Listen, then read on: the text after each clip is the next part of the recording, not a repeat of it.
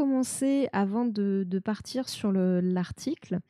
Il y avait aussi des questions. On avait vu un petit, lors de la journée, sur le diabète, on avait vu, un reportage sur une personne qui s'était fait greffer des cellules pancréatiques puisque, dans le diabète, pour rappel, c'est un trouble de la glycémie. La glycémie n'arrive pas à se réguler et du coup, il y a une tendance à l'hyperglycémie.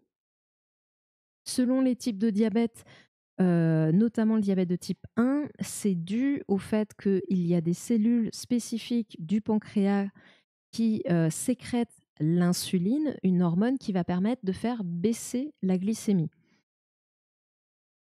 Sauf que dans le type 1, ces cellules sont détruites. Donc c'est pour ça que pour certains patients, c'est encore, on va dire, c'est plus ou moins les débuts, puis une greffe, c'est jamais, anodin. Il existe la greffe de cellules du pancréas pour essayer, voilà, que le corps reproduise de l'insuline, par lui-même. Ce qu'on avait vu, c'est que, effectivement, ça avait vraiment très bien marché chez cette personne et qu'elle avait, pu, diminuer de 50 son apport d'insuline. Parce qu'il n'empêche qu'elle devait continuer à s'injecter de l'insuline, mais que c'était que c'était vraiment drastiquement réduit et qu'en plus, même sa régulation même de son taux d'insuline dans la journée était, bien maîtrisée. Je crois que c'est Philémon qui en avait parlé aussi qui m'avait envoyé un lien, sur les cellules souches et du coup, bah, là, on va regarder justement une petite vidéo du Blob, sur une patiente. Alors là, ils mettent entre guillemets «guérie grâce à ses propres cellules souches». Heu et c'est une vidéo qui a même pas un mois, donc voilà, on est dans de l'info, assez récente. Donc je vous propose de regarder ça et puis on en discute et encore une fois, si vous avez des questions, n'hésitez pas, à les poser. Alors, si je mets pas le bon voilà, la bonne scène, ça va être bon. Hop. Une femme de 25 ans atteinte de diabète de type 1 a commencé à produire de l'insuline moins de 3 mois après avoir été greffée de cellules souches reprogrammées. La nouveauté, ces cellules provenaient de son propre corps. Ça venait de son propre corps, mais a priori, je dirais, bah, pas de son pancréas du coup. D'ailleurs, on va ils vont expliquer son parcours et du coup, ils ont dit comme elle a bien précisé, c'est des cellules souches qui ont été reprogrammées. Donc il y a vraiment un travail en amont sur ces cellules pour qu'elles fassent, entre guillemets, «ce qu'on souhaite». Pour rappel, le diabète de type 1, c'est une maladie où le corps n'arrive plus à produire d'insuline, cette hormone qui régule le taux de sucre dans le sang. Cela se produit parce que le système immunitaire attaque par erreur les cellules du pancréas qui fabriquent l'insuline. Et depuis 25 ans, les chercheurs tentent de régler le problème de manière assez pragmatique. Faisons comme on fait dans une voiture. Quand dans une voiture, il y a une roue qui est crevée, on remplace la roue. Et là, remplaçons les cellules productrices d'insuline, qui s'appellent les cellules bêta-pancréatiques, par des nouvelles cellules qui feraient le même rôle. C'est ce qui se fait actuellement, mais on utilise des cellules de donneurs et la plupart du temps de donneurs décédés. Donc ça limite. Ça, c'était l'info que j'avais pas aussi parce qu'il parlait de donneurs et je savais pas si c'était des donneurs vivants ou décédés. Et du coup, bah, là, la réponse, c'est la plupart du temps décédés. Fortement le nombre de greffes réalisables. Ce qui est tout nouveau ici, c'est donc que l'équipe chinoise a choisi d'utiliser les propres cellules de la patiente diabétique. Ils ont récupéré les cellules de son tissu adipeux, puis les ont reprogrammées chimiquement pour les transformer en cellules productrices d'insuline, avant de les lui greffer à nouveau. Cela fait maintenant 1 an que la patiente n'a plus besoin de s'injecter de l'insuline. Ce qui est surprenant, car même si on lui transplante ses propres cellules, il ne faut pas oublier que le diabète de type 1 est une maladie auto-immune où le système immunitaire se retourne contre nos propres cellules. Alors comment expliquer que l'organisme n'ait pas attaqué ces cellules productrices d'insuline? La pa- Alors là, donc auto-immune, c'est comme c'est précisé, bon, je remets une petite couche, mais c'est dans le type 1, c'est vraiment. Oui, ok. Est-ce que tu as quelque chose de plus intelligent à dire ou est-ce que c'est ton dernier mot? Juste pour savoir.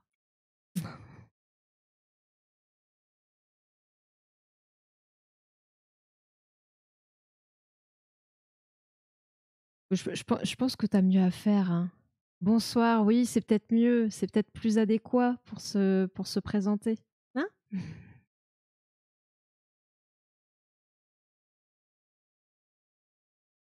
Donc tu es il est vrai, oui, on est d'accord. Après là, enfin tu voilà, tu es sur une chaîne de vulgarisation santé, et même sur n'importe quelle chaîne, je pense que voilà, se présenter, de cette façon est quand même plus agréable. Ça va quand on dit bonsoir aux gens et qu'on est respectueux, il y a pas de souci. Et si ça t'intéresse, écoute, installe-toi et sois le bienvenu. Si ça t'intéresse pas, écoute, bonne soirée, mais si ça va et que ça t'intéresse, hésite pas à t'installer. On fait comme ça?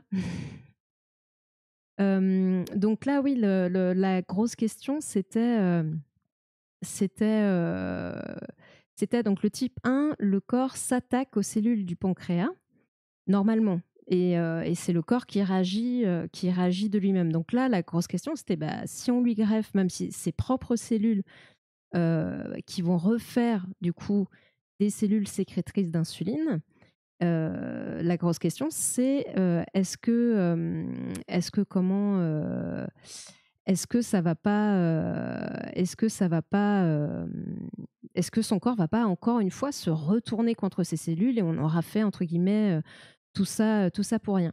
À l'heure actuelle, c'est pas possible de guérir du type 1. Justement, la vidéo qu'on est en train de regarder, c'est sur la greffe de cellules souches et qui donne un espoir. Mais là, justement, le profil de la patiente est un peu particulier, puisque dans le diabète de type 1, c'est c'est génétique, oui, c'est génétique. Alors, c'est pas encore 100 on va dire, sûr, mais la prévalence génétique fait peu de doute.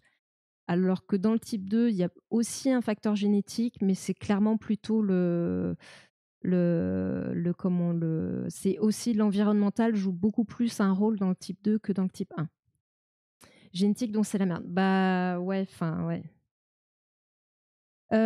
Bah, là, en l'occurrence, justement, la greffe de cellules souches est un potentiel espoir, mais sous condition. Aujourd'hui, pour le diabète de type 1, des diabètes très avancés, c'est quand même le plus difficile à gérer parce que là, il y a pas du tout de production, d'insuline qui permet de faire baisser la glycémie, donc le taux de sucre dans le sang. Hem la greffe de cellules souches est peut-être un espoir, mais justement là, le médecin l'a expliqué pourquoi, entre guillemets, le corps de la patiente ne s'est pas retourné contre les cellules, greffées, ce qu'il a fait avec, ses premières cellules de pancréas. La patiente était quand même très particulière, puisque c'était une patiente qui avait déjà eu une greffe de foie, une greffe de pancréas, et ensuite on avait dû lui retirer le pancréas, et donc cette patiente était déjà sous immunosuppresseurs, c'est-à-dire sous des drogues, sous des médicaments qui permettent de ne pas rejeter la greffe. La question, Alors immunosuppresseur, c'est même en fait, ça fait baisser le système immunitaire, donc c'est pas anodin. On en parle souvent, dans les greffes. En génétique, c'est compliqué. Au mieux améliorer le quotidien, mais guérir. C'est sûr que c'est plus compliqué. Après là, j'ai pas d'exemple de maladies génétiques contre lesquelles, enfin, on arrive, à avoir un côté réversible. C'est vrai que souvent, on va plutôt traiter les conséquences, de la pathologie. Après, il y a peut-être des contre-exemples, mais je peux me tromper, hein. Je suis pas «spécialiste» entre guillemets en génétique. Du coup, je préfère pas être affirmative à 100 sur, sur ça. Mais dans le cas du diabète de type 1, effectivement, enfin, il faut trouver un entre guillemets «un subterfuge» et donc là, le rôle des immunosuppresseurs, pardon, quand on fait une greffe, en fait, c'est de baisser l'activité du système immunitaire. Donc en fait, ça a aussi un impact sur le fait qu'on soit plus sensible après aux infections. Par exemple, enfin, dans certaines maladies auto-immunes, on va donner des immunosuppresseurs ou enfin, qui vont soit supprimer, soit déprimer. Donc, c'est-à-dire, soit ça va complètement un peu annihiler le système immunitaire, soit plutôt le calmer pour éviter justement qu'il s'attaque au corps. Mais voilà, il y a des conséquences quand vous avez ça. Par exemple, les gens qui avaient des immunosuppresseurs pendant le Covid, bah, ils étaient forcément plus sensibles à le choper, mais comme la grippe, comme n'importe quelle infection. Et du coup, voilà, c'est quelque chose qu'il faut avoir en tête. C'est pas forcément, c'est pour la greffe, mais c'est pas anodin. Ça ne fait pas que empêcher votre corps de rejeter la greffe, ça vous rend aussi plus sensible à des infections. Il n'y a aucune maladie génétique réversible à part Carrare, je pense. Je pense que tu peux pas modifier. Enfin, aujourd'hui, on ne modifie pas entre guillemets, enfin vraiment le gène. Maintenant, est-ce que on peut avoir une approche, un impact qui permet quand même de, comme c'est le cas là, de venir faire une intervention qui va permettre de vivre avec la maladie, enfin d'être soigné entre guillemets. Le gène sera toujours là, mais on aura réussi à la soigner. Encore une fois, je ne serais pas affirmative ni dans un sens ni dans l'autre, mais effectivement, de toute façon, oui, quand c'est, enfin voilà, c'est un peu programmé dans ton corps, donc c'est vrai que ça sent pas bon. Et encore une fois, même là, c'est parce qu'il y a des immunosuppresseurs et ça a quand même un impact sur ta santé dans tous les cas. Donc ça reste pas anodin. C'est qu'est-ce qui va se passer avec le temps? Il faudra attendre quelques années et d'autres expériences similaires pour savoir si cette solution est vraiment pérenne et bénéfique pour les diabétiques greffés. 2 autres patients ont déjà reçu le même traitement et les résultats sont positifs. Leurs essais atteindront 1 an en novembre, date à laquelle les premières conclusions pourront être tirées. Donc voilà, donc c'est vraiment une piste pleine d'espoir pour les patients, parce que le diabète de type 1, c'est vraiment celui qui est le plus compliqué à gérer, puisque le corps ne produisant pas d'insuline, bah, il faut lui amener, donc par des injections. La glycémie, bah, elle varie en fonction des repas, etc. Donc c'est une surveillance de tous les jours, voire de toutes les heures. Enfin, c'est une surveillance hyper régulière de sa glycémie. Donc pour les malades, effectivement, c'est très très lourd. Donc ce genre de choses vraiment représente un bel espoir pour les diabétiques pardon, de type 1. Juste pour rappel, les diabétiques de type 1, sur l'ensemble des diabétiques, ça représente un peu moins de 10%, et les types 2, un peu plus de 90%. Donc voilà. Mais le diabète de type 2, encore une fois, les causes sont un peu différentes. C'est celui qui touche les jeunes aussi plutôt. Oui, exactement. On l'appelle aussi diabète juvénile parce qu'en général, il va se déclarer avant 20 ans. Quand il se déclare, les symptômes sont assez, arrivent très rapidement, comparé au diabète de type 2 où ça va plus être, comme on dit, c'est une maladie silencieuse qui s'installe dans le temps, et où du coup, bah, cette installation dans le temps fait que certains symptômes, on passe à côté parce qu'on va attribuer ça à d'autres choses, comme le fait de boire plus et d'uriner plus. Le diabète de type 2, en plus, c'est généralement après 40 ans, voire même après 50 ans plutôt. Donc c'est vrai que le diabète de type 2 est plus difficile à déceler tout de suite, enfin rapidement, tôt, parce que c'est ça un des gros problèmes aussi, c'est d'essayer de le dépister tôt pour éviter les complications liées à l'hyperglycémie. Alors que le diabète de type 1, les symptômes sont, bah, vu que les cellules pancréatiques sont détruites par le corps, vous avez des symptômes, bah, voilà, d'un seul coup, vous avez un enfant qui se met à boire énormément, à faire pipi énormément, voire vous avez des enfants qui ne faisaient plus pipi au lit et qui refont pipi au lit. Enfin, c'est normalement des symptômes qui, aujourd'hui, quand vous allez voir le médecin avec un enfant qui a ces symptômes-là, ça va l'alerter tout de suite, le mettre sur la piste du diabète de type 1 assez rapidement. Et il suffit de faire un petit test de glycémie qui est assez simple. Enfin, ça peut se faire je ne sais pas si les médecins ont ça dans leur cabinet, mais une petite piqûre, une petite bandelette, enfin une petite goutte de sang, une petite bandelette, et vous le savez. Et je pense qu'on peut aussi même la détecter dans les urines. Par contre, c'est vrai que quand il y a ces symptômes, il ne faut pas tarder parce que ça peut être très, très grave, et on peut aller jusqu'au coma, voire la mort. Donc voilà, maintenant, c'est rare aujourd'hui, en tout cas on va dire dans les pays les pays riches ou dotés en tout cas en soins, quoi.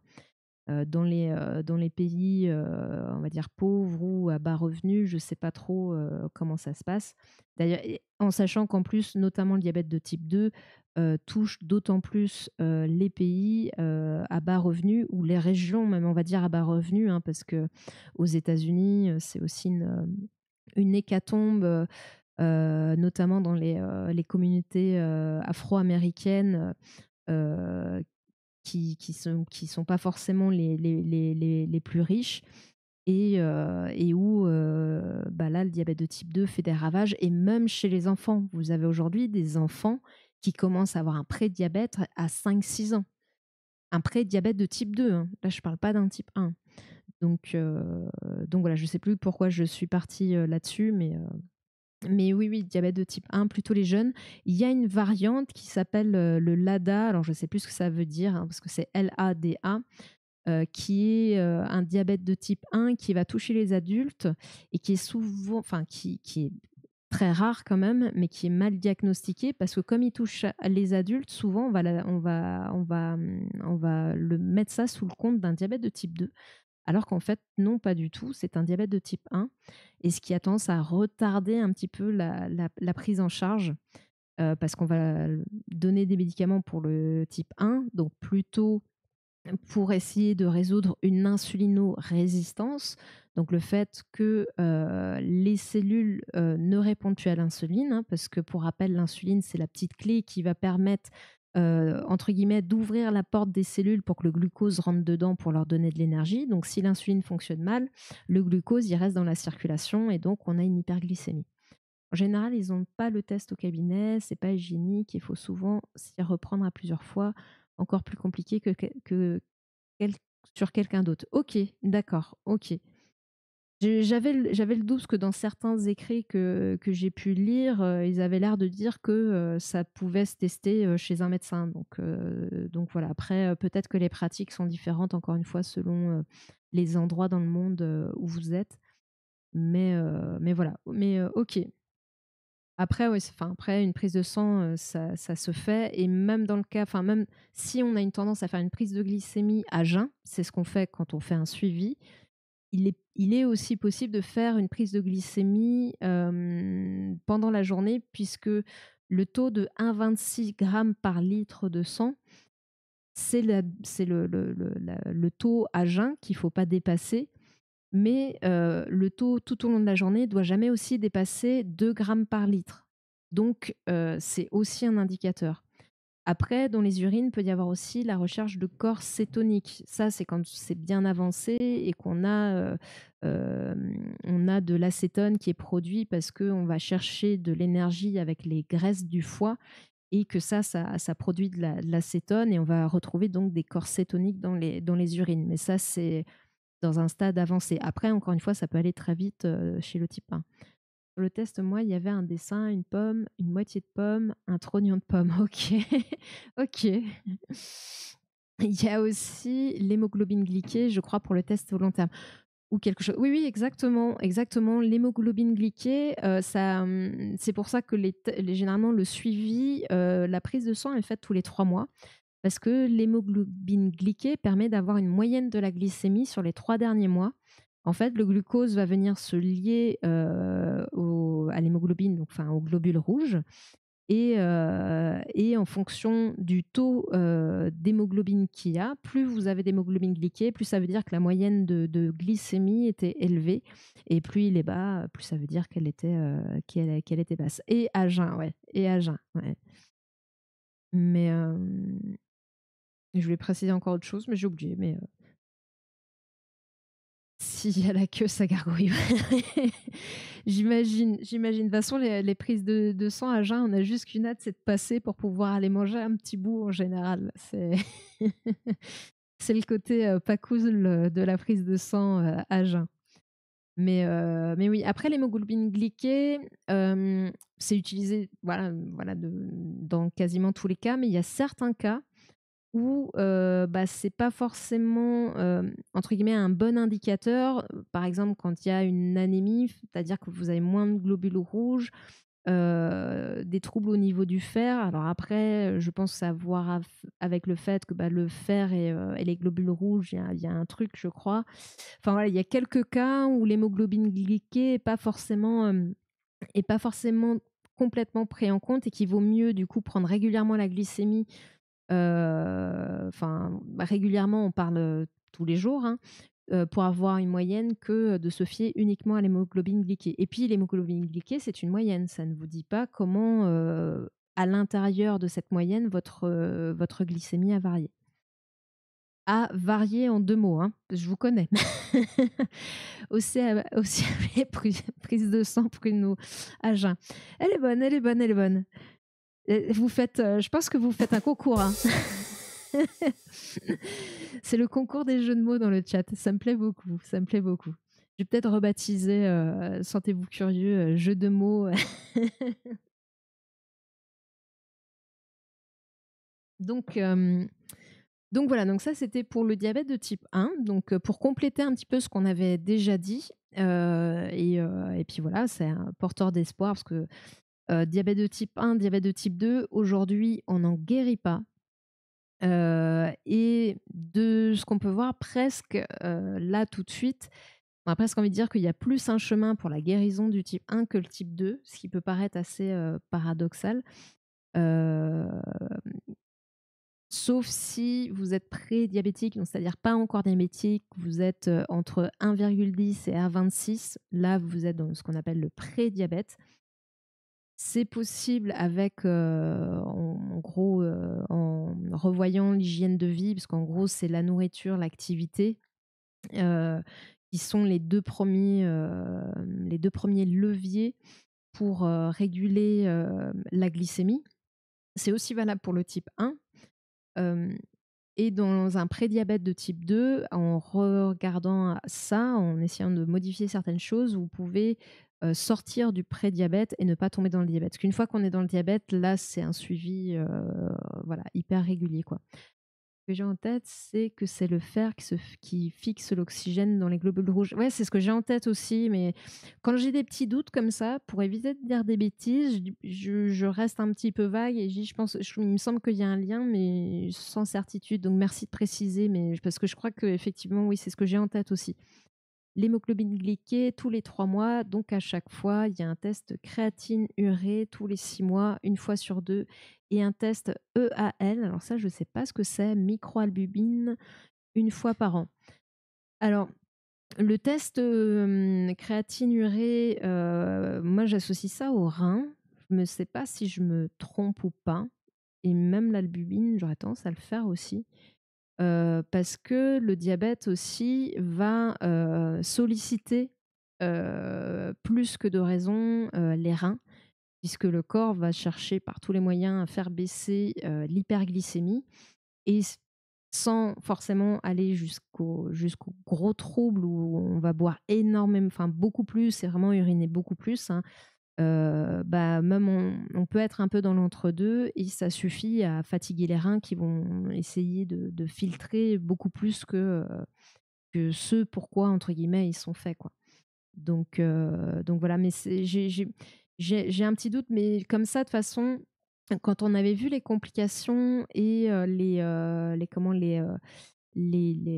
bilans réguliers à faire, bon, toujours en discutant avec son médecin, hein, donc le dentiste, l'ophtalmo, éventuellement aussi contrôle cardiovasculaire avec un ECG, donc un électrocardiogramme, voire neuro, puisque peut y avoir aussi une atteinte au niveau des nerfs, donc des atteintes neuropathiques, avec des pertes de sensibilité, notamment au niveau des pieds et des mains, avec des fourmillements, des choses comme ça.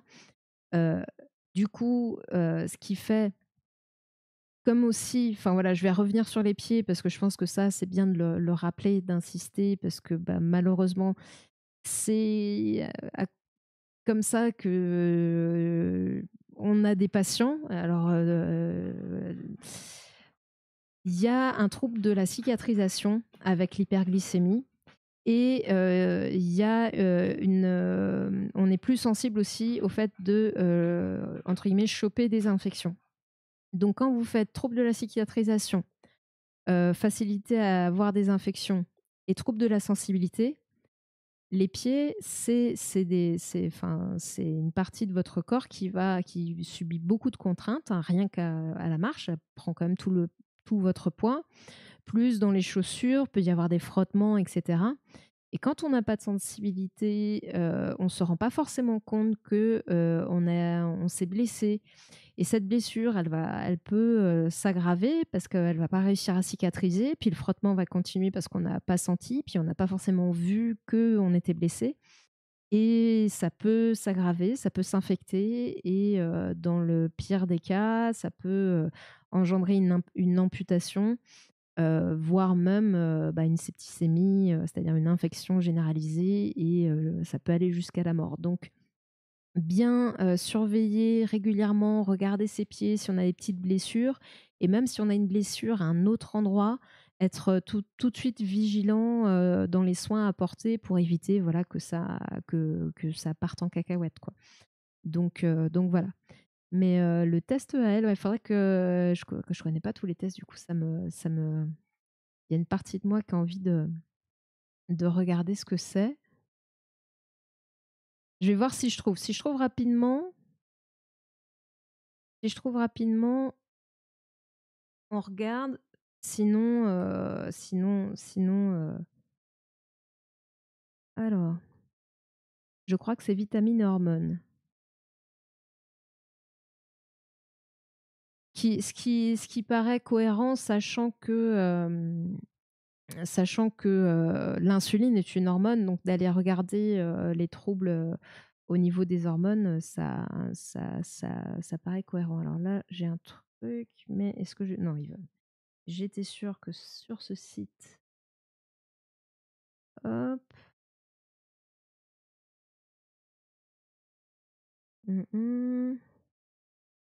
Ça, je m'en fiche de comment c'est fait. Ouais. En fait, c'est pour regarder s'il y a un signe de problème rénaux. En fait, une quantité anormale de la protéine, l'albumine, dans les urines, c'est synonyme de problèmes rénaux. Et pour moi, la créatine, c'est un peu la même chose aussi. C'est un peu la même chose. Parce que dans les complications, on a effectivement les problèmes rénaux, quoi, entre autres. Donc je pense que ouais, ça permet de voir si on tire pas trop, sur les reins. Et ce qui va aussi en parallèle avec l'hémoglobine glyquée, dans le sens où si la moyenne elle est bonne, mais qu'on voit que les reins sont fatigués, c'est peut-être qu'au final il y a des moments où la glycémie elle reste quand même en hyperglycémie un peu trop longtemps, et enfin que les variations compensent entre guillemets sur le long terme, mais qu'il y a quand même des pics importants qui fatiguent l'organisme. Enfin, j'imagine. Après, ça, c'est vraiment de la